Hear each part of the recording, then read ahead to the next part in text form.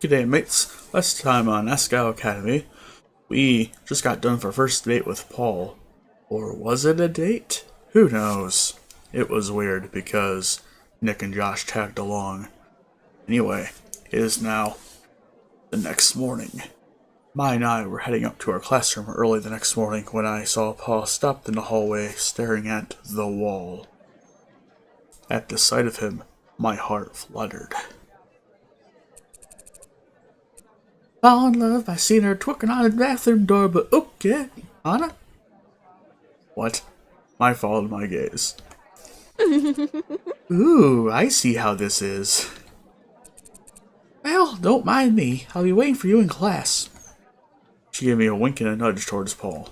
But Mai, I told you it wasn't like that. It was a group date. Kind of, except for that bit at the end. See you later. He disappeared through the staircase door, and I was left staring at the back of Paul's neck. Hey! Hey, Paul! Paul jumped and turned around. Hey. Hey, Hana. He sighed and turned back to the wall.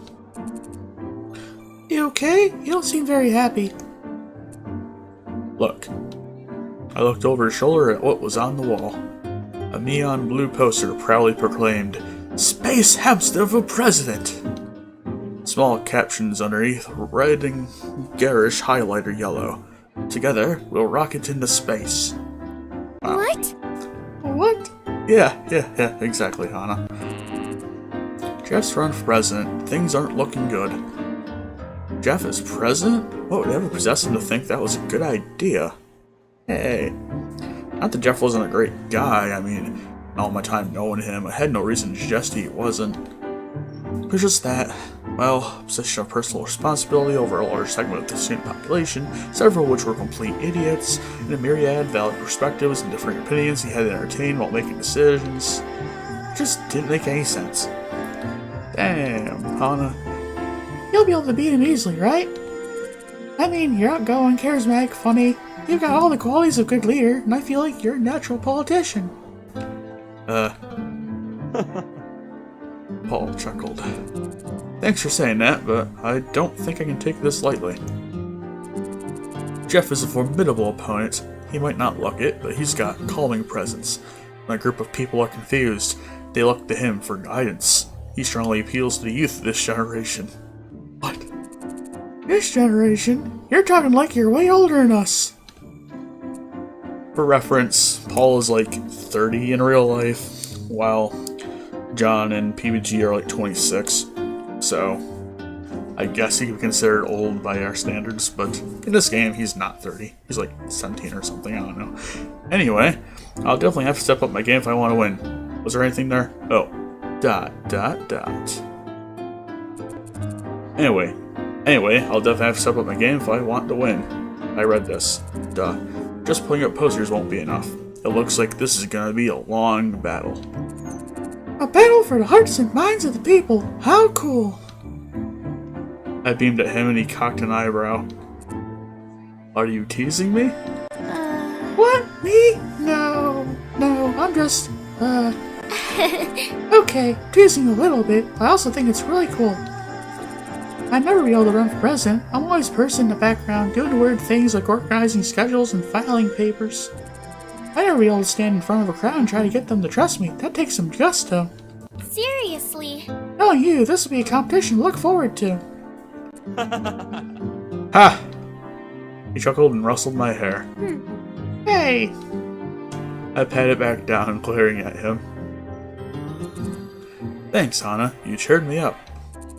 You should head to class, though. Can't have you missing class on my account. Okay, try not to worry too much about it. I will. Worry about it while you're gone. Damn you, Paul.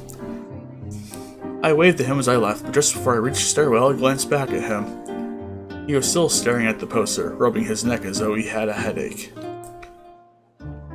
I hoped he wasn't going to stress out about it too much. Or... As soon as I took my seat, a familiar shock of red hair and green eyes obstructed my view. Hana. Hana, so tell me, how'd it go? I told you it was nothing romantic. He was worried about Jeff running for president, so... That sounded Jeff's name. He even glanced at us from across the room. I instantly shut up. What? Jeff's running for president? Why on earth would he do that? ...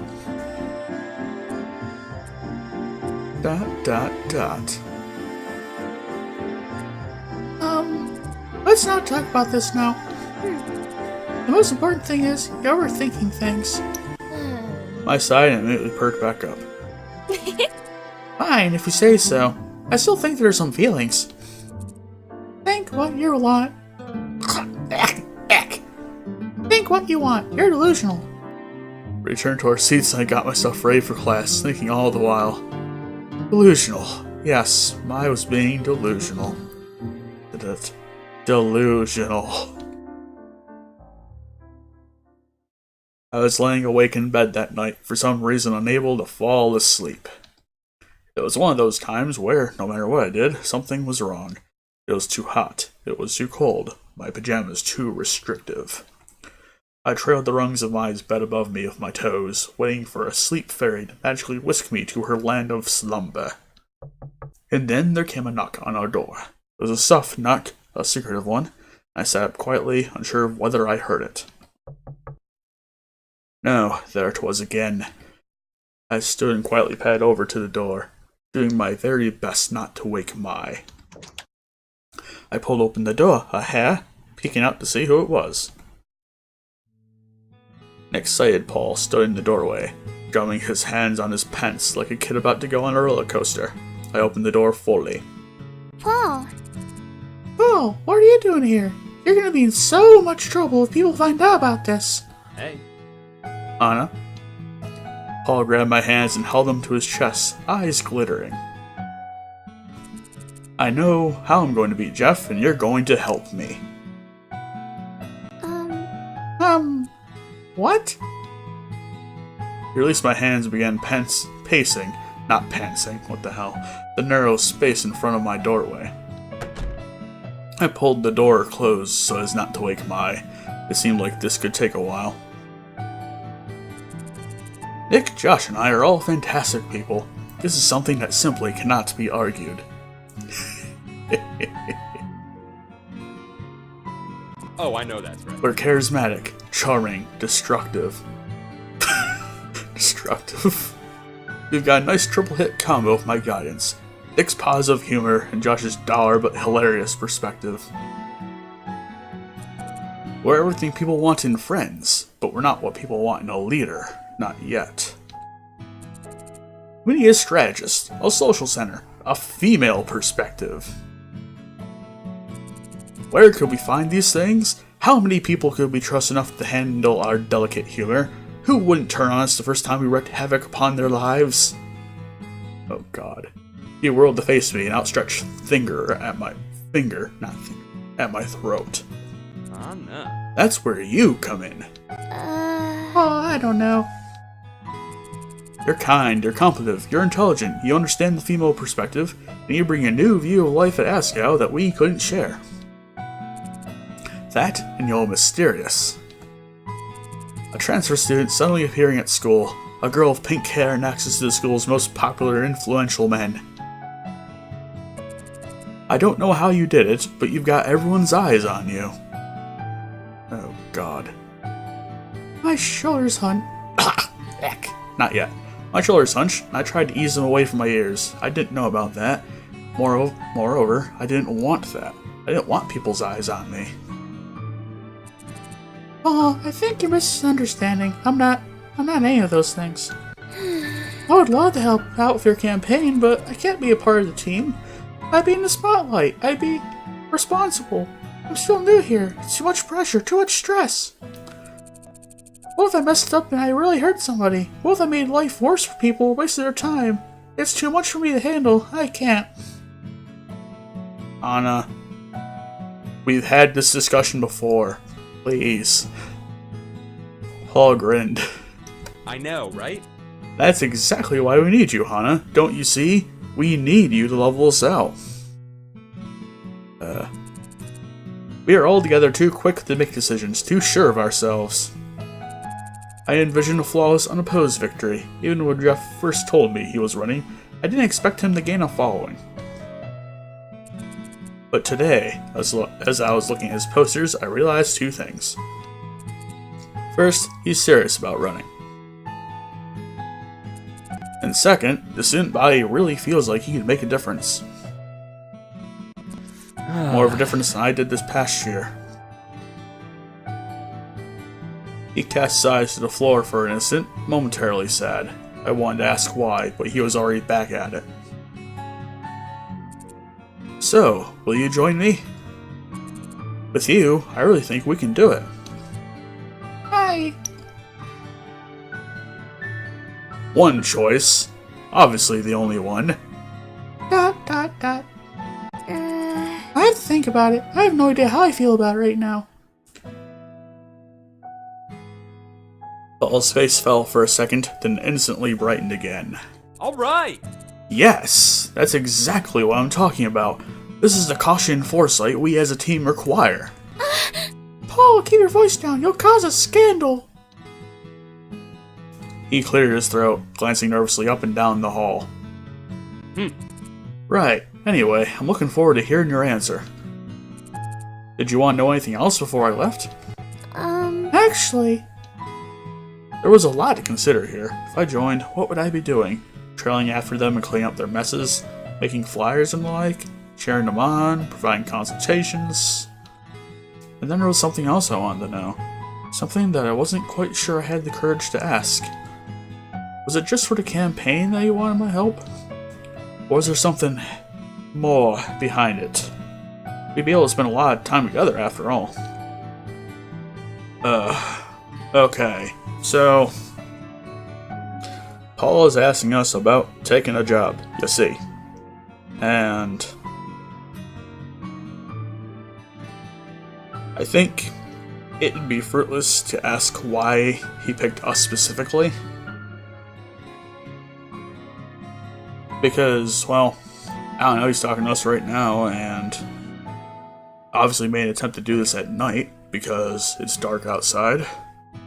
Honestly, I think the more prudent option here would be to ask what our duties are, because, well, I don't know, a manager can be a bunch of different things. Like, if they're like a manager of a store, they might do certain things. If they're a manager for a campaign, they might do some other task. So, I think we're trying to figure out what kind of manager we are. What would my duties be? Good question, as expected of our Hana. I'm not your Hana. Yet. Oh, he grinned. Even though I knew he meant it platonically, my heart skipped a beat. Anyway, he'd help us organize fundraisers and ways of reaching the student body, as well as help us decide our campaign strategy and counter any moves put forth by our opponent. Most of all, you'd have to keep us rational, make sure we don't let our emotions get the best of us if something happens. Can you do that? well, I'll give it some thought. Paul nodded and clapped me on the back. I shivered. Thanks, Hana. I look forward to hearing what you have to say soon. Hey, everybody! More than just your campaign will be in trouble if you get caught here. Alright, see ya. Rat, good seeing you, Hana, and sweet dreams. Oh, man. He totally likes us, even though he's trying so hard not to. I nodded as I watched him stealthily jog down the hall and out of sight. I sighed. No doubt work on the campaign will be fun. Now we get to spend a lot of time with Paul. Was I really okay to torture myself by hanging around a guy who clearly wasn't interested? Damn it, Hana. And could I face my fears of being in the public's eye? Okay, that is actually legitimate. I crawled into bed, finally tired enough to sleep. One thing was for sure, I needed Mai's opinion. Sounds perfect to me, Hana. Mai and I sat at her desk before class next day. I quietly told her about Paul's midnight visit, and Mai, at first ecstatic about the potential for scandalous romance, quickly sobered. You're looking for a way to make more friends, right? Maybe this is the thing to do. I guess so. I popped a piece of gum into her mouth, the school newspaper open on her desk. Just that, don't know if I'm strong enough to be able to handle that. It's clear he's not interested in me. I don't want to spend more time with him. Bingo. Maybe you'll get over him by spending more time with him. Sometimes that happens, you know. They seem great until you spend all your time with them. Really? You think? Well, let's just say see this is more likely in his case. I drummed my fingers on the desk. Maybe. I could at least learn to see him as a friend while on the council. Probably. Just a crush after all. I'll get over it when I find someone else I'm interested in. I smiled at Mai, but she didn't even notice. Mai, are you even listening to me? Hana, you should read this. She tossed me the newspaper. The Continue News column blared off the page with the headline, Secret Weapon? My hands started to sweat as I read the words. Our current class president and one-third of the writing team for the Continue column, Paul Ritchie, has revealed that he has a secret weapon in store for this year's student council elections. The fight is tough this time around, Ritchie was quoted as saying, so I looked closely at our weaknesses and decided to enlist a bit of outside help. Students have professed to worry over the balance of our team in more ways than one, and I'm happy to announce this should ease their minds. Ritchie declined further questions, saying only, you'll meet her when the time comes. I put the newspaper down, watching Mai. No wonder everyone is reading it this morning. I bet half of them think he's got a girlfriend. Oh no. Put my head in my hands, Mai patted me on the back, nodding sadly. There's no way I can refuse now, not when he's already done this. Not unless he has someone else in mind. How could he do something like this? That's so manipulative. Mai's hand flew off her back and her eyes darted towards the door. Maybe you should tell him that yourself. Oh no. Paul entered our classroom, glancing around it quickly. When he saw me, he grinned and darted over. Hana. There you are, my dear. Oh boy, he was not helping the situation. Paul? Paul, how could you put this in the paper? I never told you yes. Right, yeah, about that. I kind of told Nick and Josh to get started on the article right before I went to talk to you. And see, the newspaper gets sent to the prayers at midnight, and once it's sent, we can't make changes without paying for it out of pocket. So, by the time I got back, it was already in the paper. He giggled uncertainly, and I resisted the urge to smack his arm. Oh, God. What are you going to do if I say no? You're going to say no? A ripple of whispers shot through the classroom. I glanced around and suddenly noticed everyone's eyes on me and Paul. God damn it, Paul. Of course, I should have known. I lowered my voice to a whisper, trying to look as casual and uninvolved as possible.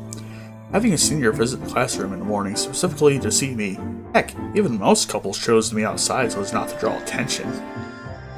This was practically a declaration of intent to date, even if I knew Paul didn't see it that way. Was he really so thoughtless? Did he just not see me in that way so it never occurred to him others might feel like we could be a couple? Either option depressed me. Look, we're making a scene. We should meet up after school to talk about it.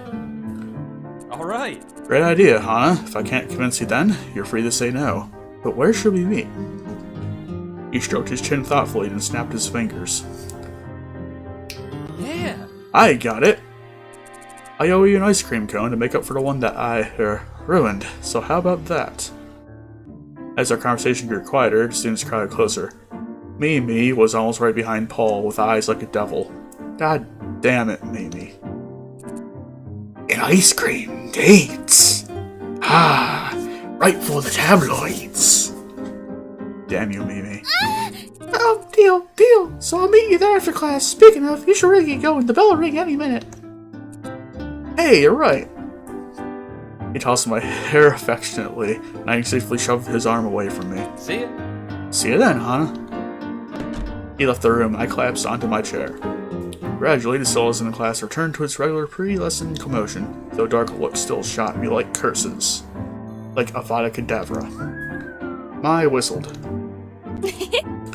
Way to go, Hana. You killed it. Stupefying. I know you say you don't want to be in the spotlight, but looks like you'll be there whether you want it or not. Explanations. I sighed and threw my head down on my desk. Imperial. Today was just not my day. Crucio. What? Are all the curses done yet? Or spells? After class, I said goodbye to mine and made my way to the cafeteria, feet dragging like blocks of ice. For some reason, the slow trek, felt like a death march. Part of me was saying goodbye to something. I watched the wind in the trees, smiled at the distressed faces of passing students. Yes, goodbye. It was a goodbye to life as I knew it. Thanks to Paul, everything was going to change. I had a good run, didn't I? By the time I got to the shop, Paul was waiting for me. Sorry, readjusting things. Along with a swarm of curious onlookers, all pretending to be there for food or some other activity. They peered from behind their notebooks and strolled through the aisles of the school shop, eyes straining to see past bags of chips and wrapped onigiri to Paul and me. Hana! Hey Hana, glad you could make it. Yeah, me too. Paul led the way to the counter, when he ordered 2 vanilla ice cream cones with a dazzling smile. Then after a brief pause, he looked at me. Wait, please cover one of those cones in sprinkles. Yay! Sprinkles! Sure, not doing a good job of masking your, presence, Hana. Cafeteria worker heard my cry and chuckled. When Paul received the cones, one was so drenched in sprinkles you couldn't even see the vanilla. I bounced excitedly on my heels. Wow. Not hiding your excitement much, Hana. Careful not to drop this one. I'm not the one who should be worried about that. Ice creams in hand, Paul led us away from the usual Norwoods Club table into a table next to the window. We sat and soaked in the sunshine. It was a small change, but I'd never seen the cafeteria from this angle. It made it feel special. So, Paul bit the tip off his ice cream and looked at me. I'm terrible at small talk when something's on my mind, so we'll skip it. Tell me how I can convince you to join the campaign. I slipped my ice cream, then chewed it thoughtfully. The sprinkles would definitely make my mouth look like a rainbow carnival. Note to self, try not to smile. What would make me feel comfortable joining the campaign? I kicked my feet aimlessly under the table, gazing out the window. This temptation of spending time with Paul, exactly as we were now, was already something in his favor. I really had no confidence I could be of any help. I really knew Asagao. People didn't care about me the way Paul seemed to think they did. Well, maybe now they knew my name, but it was not a positive association. Not for the girls, anyway. I didn't know most things about how the student government worked, or how it helped school, or what the needs were. Was it even a position that could affect change? Legitimate questions to ask when talking about your student government. Paul was watching me carefully, his breath held. As I gazed into his face, I realized I was missing a key component of the campaign.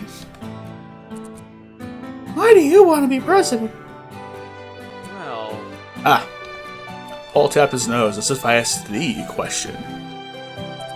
See, I'm not some great philanthropist or anything.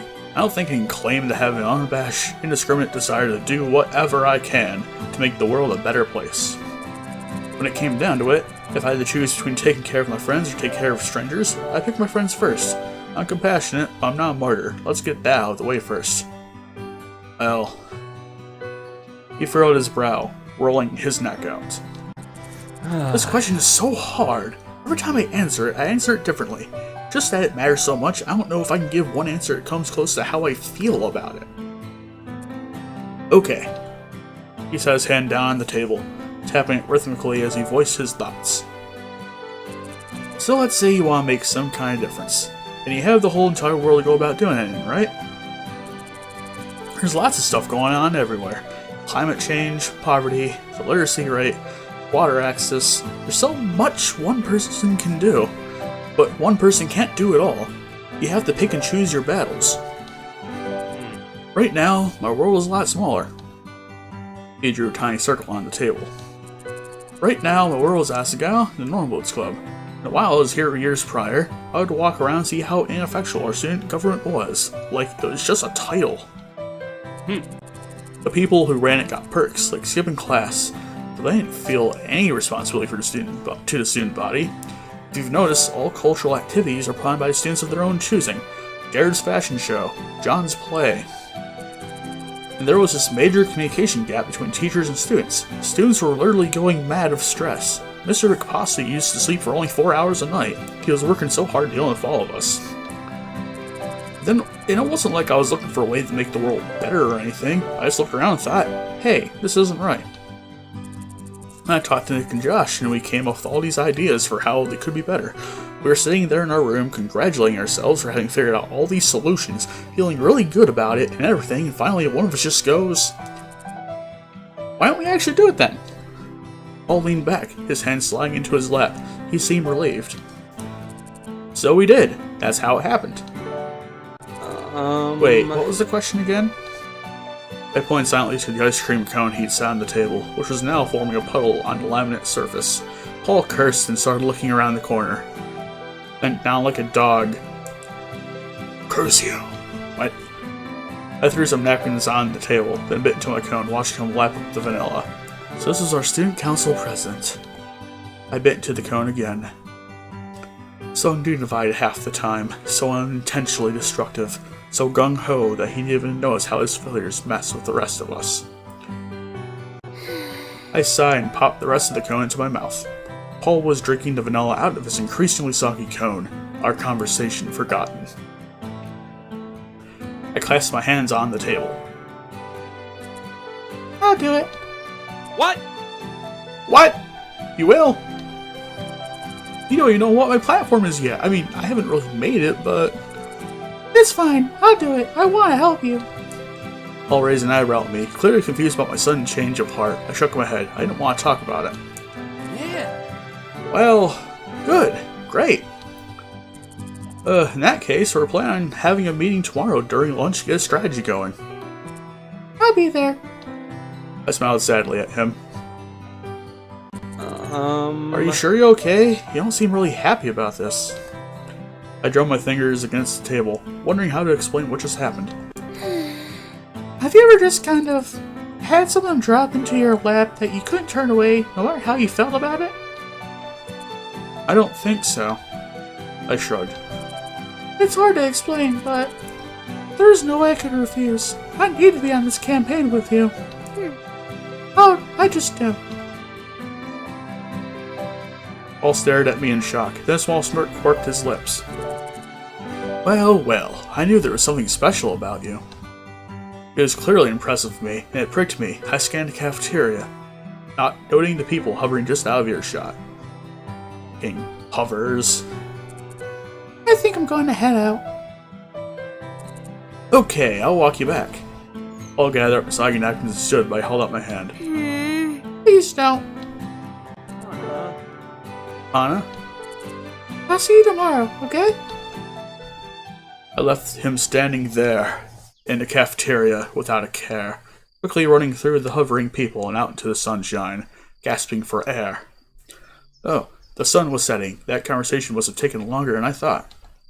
I jogged back to the dorms, trying hard not to think about what had happened, trying very hard to ignore the sinking feeling that hit my stomach as I listened to him speak, but there was nothing for it. The damage was done.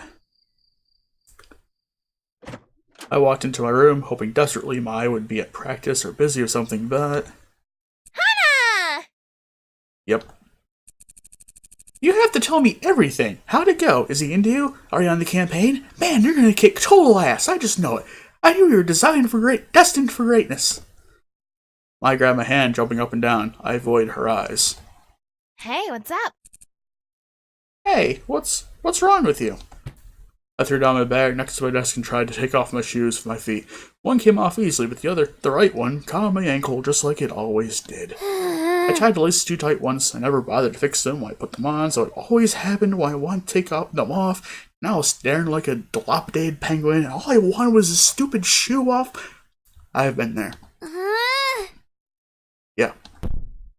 I threw myself on the floor and ripped the shoe off of my hands. Maya watched me in silence. I put my head in my hand.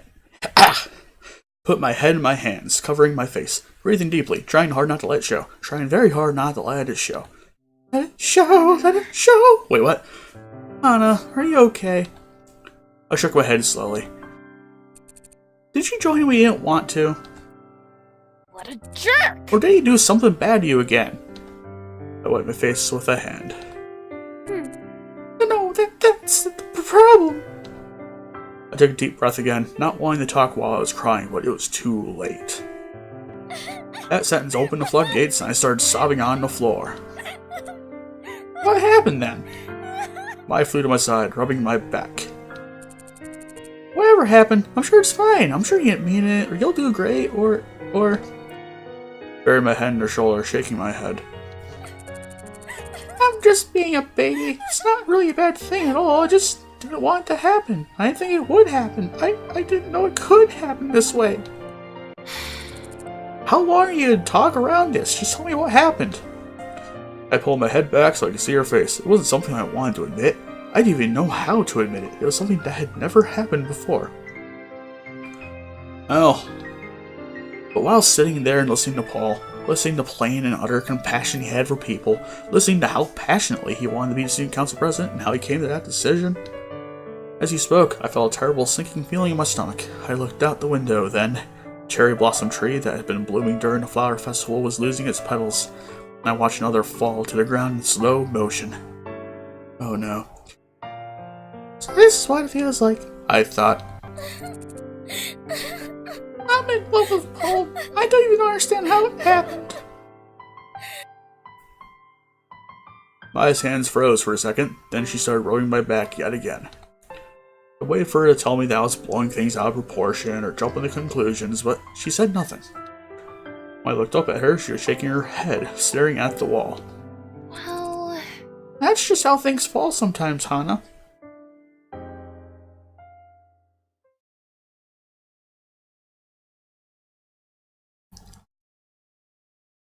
At some point, I was able to calm myself and look at the situation realistically. Feelings were feelings, and I couldn't control them. At some point, they'd pass or go away, and if they didn't, I'd find a way to deal with them. Besides, I had no way of knowing whether this was truly love. Never experienced it before, after all. I was going on my gut instinct. But plays have been written about why teenagers trusting their gut instinct was a terrible idea. Romeo and Juliet, anyone? I managed to make it through class the next day with my sanity intact. When the bell rang, I stood from a chair and Mai gave me a huge thumbs up. I nodded but otherwise ignored her. I didn't need a thumbs up, I needed sanity. As I headed through the hallway, I began to notice something weird. What is this weird thing that we are noticing? Well, tune in next time to find out. Anyway, if you enjoyed this, be sure to like, comment, and subscribe, and I will see y'all later. Ciao.